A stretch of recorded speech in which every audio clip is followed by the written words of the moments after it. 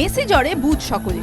শুক্রবার গভীর রাতে কলকাতায় পা রেখেছিলেন দুই তারকা লিওনেল মেসি ও শাহরুখ খান।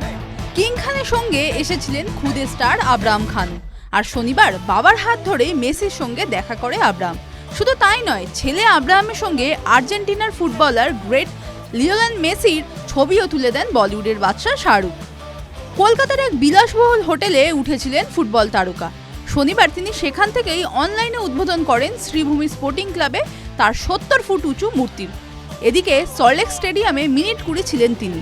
ভিড় বাড়তে থাকায় উপস্থিত জনতাকে সামাল দিতে না পারার কারণে তড়িঘড়ি মাঠ ছাড়তে হয় তাকে। তবে মেসির সংবর্ধনায় হাজির থাকার কথা ছিল শাহরুখ এবং সঙ্গে ছোট ছেলে আব্রাহামেরও। আব্রাহামকে এদিন মেসি তার সতীর্থ লুইস সুয়ারেজ এবং রদ্রিগো ডিপলের সঙ্গে ছবি তুলতেও দেখা গিয়েছে।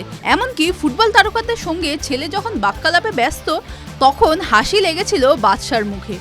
ছোট ছেলে চোখে মুখে খুশি দেখে বেজায় আনন্দিত হয়েছিলেন শাহরুখ, তা বোঝাই যাচ্ছিল। প্রসঙ্গত ২০১১ সালের পর এটি লিওনেল মেসির প্রথম ভারত সফর।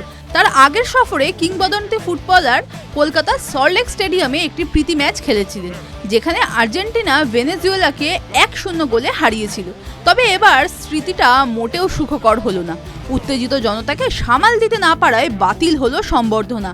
আর কিছুক্ষণের মধ্যেই শহর ছাড়লেন কিং খান। TV9 Bangla digital.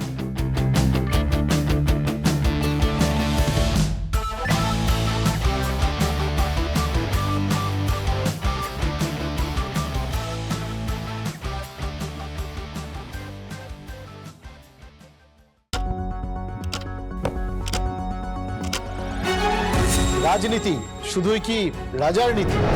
রাজা উজিরের চোখে নয়, আপনার আমার চোখে সমাজের ছবি।